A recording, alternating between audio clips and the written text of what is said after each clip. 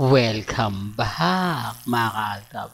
Ito na naman po ang inyong lingkod, si Mr. Destiny. At syempre ang pag-uusapan po natin dito kung anong araw nga po ba pupunta o sinasabi nilang nililigaw lang daw po ni Alden Richards ang mga ilang netizen sa pag-post niya na ang alis niya nga po ay July 27 at si Mengay nga po raw ay aalis ng July 23, 24.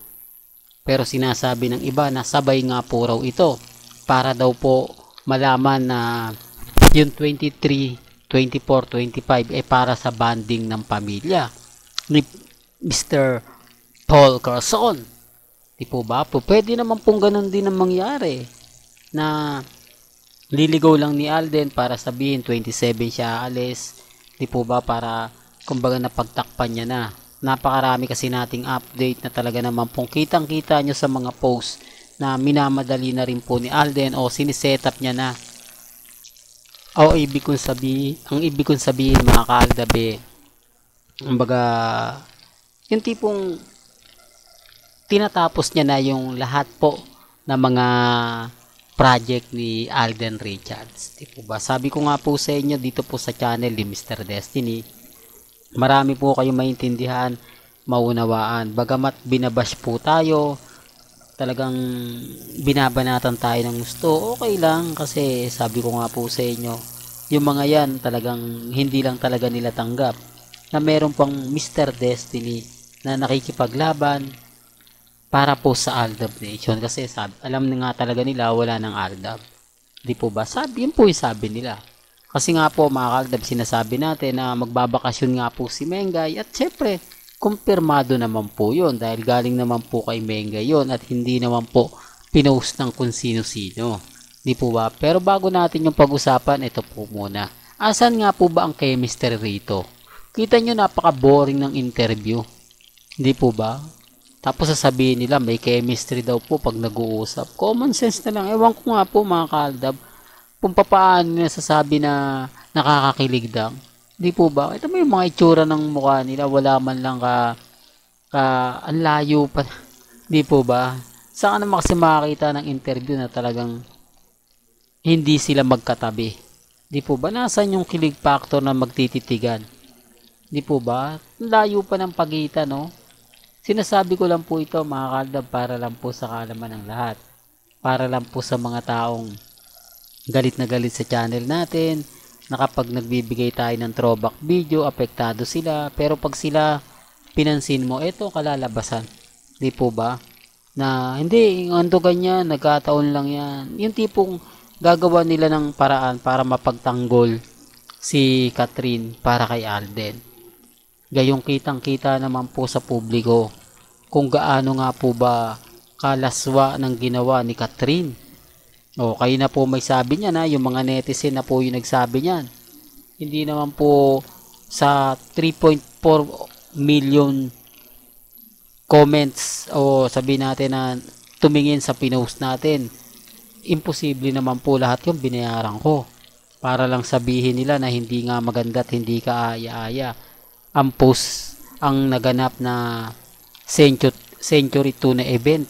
Di po ba? O, kaya sabi ko sa inyo, ultimo mga mamis yung makita yon talagang grabe, di po ba? Tapos ipagtatanggol nila si Catherine, na keso ganito. Paano na yung mga nanliligaw kay Catherine?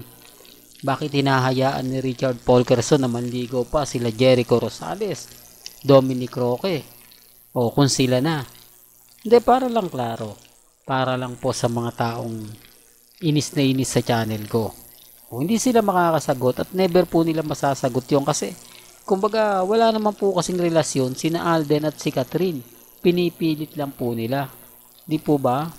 Pero bago nga po pala natin ituloy, itong magandang update natin. Kung bago ka lang sa channel na to, at isa kang true-blooded Aldab Nation na nagmamahal kila Mengay at Isoy, tama po ang channel na pinuntahan mo, kaya consider na po kitang bagong subscriber. At huwag mong kalimutang i-share ang mga video po natin sa mga mamis, sa mga titas, at sa mga senior. Paulit-ulit ko pong sinasabi sa inyo na ang chemistry talagang nasa love team. Di po ba? Sabi nga ni Johnny Manahan, yung magic na kila Mengay at Tisoy, yung chemistry nila kapag ka nagkikita, nag-uusap, malakas ang spark sa mga viewers at sa mga netizen. Dito, may nakita pa. Hindi po ba? Pag sinasabi ko nga pong walang kagana-gana yung interview ni Catherine at ni Alden, ang dami nagre-react. Medyo meron daw. Okay lang. Hindi po ba? Kasi mas maganda yung nakikita nila eh. Kaya lang yung iba, magre-react. Hindi po ba? Well, balikan natin si Mengay at si Richard Polkerson. Sa ngayon, kumbaga tinatapos na nga po ni Alden ang mga taping niya o mga commitment niya ngayong buwan ng July para pagsapit nga po daw ng first week ng August o second week ng August kumbaga magtutuloy-tuloy na. Di po ba? Tapos aabangan natin yung kumbaga kung kailan nga po ba mawawala si Mengay sa Itbulaga, bilangin nyo na yan. Po ba? Matik na yan Although sasabihin ng iba, hindi Mr. Destiny. Naandito si Mengay. Nasa Itbulaga, napanood ko pa. Tape lang po ang Itbulaga. Kaya masasabi ko sa inyo, live lang yan tuwing Sabado. Napanood nyo ng Sabado si Mengay. Tapos napanood nyo ng Lunes, Martes, at Merkules. Pero pagdating ng Webes, Biyernes, Sabado, wala. Matik na yon. Di po ba? Kasi yung Monday to Wednesday, tinape na po yon nila Mengay ng Sabado. Para lang po sa mga hindi mas nakakaintindi. Yan po yung totoo.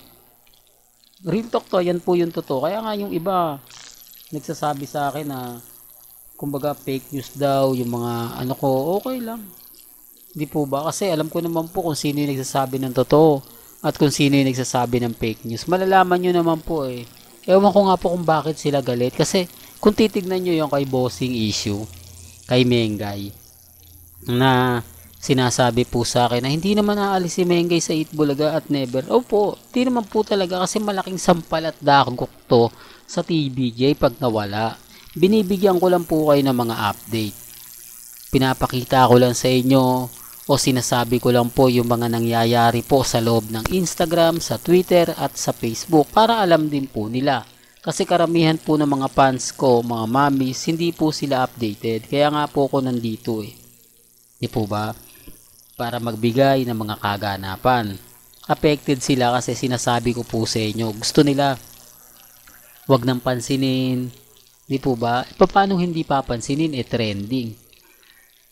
Tsaka Mengay yan Hindi pwedeng hindi natin i-update yan. Buti kung issue yan kay Maris at kay Rico Blanco. Ayun talaga trending. Hanggang ngayon pinag-uusapan. Hanggang ngayon sila po yung topic kasi 5 years di po ba? 5 years na magkarelasyon pero mauuwi po pala sa wala. Di po ba? O ilang araw na lang. Di po ba? 4 na araw na lang. Alam nyo na yung tinutukoy ko. Pero wala pa rin paramdam. Wala man lang ganito, wala man lang ganun. Di po ba? Malamang yun po yung gagamitin ni Mengay na pagbabakasyon. Para makapunta siya ng Canada, sasabihin nila magha-honeymoon sila ni Congressman Artio, di po ba? Ayan sinasabi ko mga kaaldab. Kaya sabi ko sa inyo, magmatsyag po kayo. Mag-abang-abang para lagi na lang kayong tututo kay Mr. Destiny para yung mga update natin hindi nyo malalagpasan. Kasi gaya nga po ng iba, hindi po napapanood yung mga update natin. Di po ba? Pero pagka napanood naman po nila, doon nila naiintindihan at nauunawaan. Kaya yung mga bagong pasok pa lang po, hindi nila naiintindihan kasi hindi po sila nakatutok. Pero kung nakatutok po kayo, malalaman nyo lahat. Lahat ang buong istorya, ang buong kwento, lalong-lalo na po kila Mengay at kay Richard Polkerson kung saan nga po ba talaga nagsimula ang Aldab. Di po ba? Well, hanggang dito na lang po ang ating latest updates. Kaya kung gusto nyo pa po ng pinaka-latest at mga sariwang update, abay tumutok lang po kayo dito po sa channel ni Mr. Destiny para updated po kayo sa mga latest at sa mga bagong video po na ilalabas po natin maya-maya lang. Hanggang sa muli, salamat po sa panonood at pakikinig.